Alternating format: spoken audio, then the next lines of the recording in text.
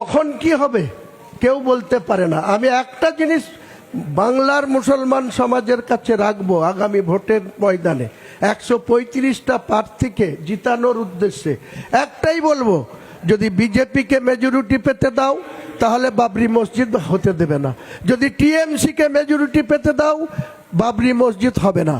কাজেই আমাকে 90 থেকে 100টা আসন দাও, আমি তোমাদের বাবরি মসজিদ করে দেখাবো। তখন দেখবেন 294 এর রিমোট কন্ট্রোল কার হাতে থাকে।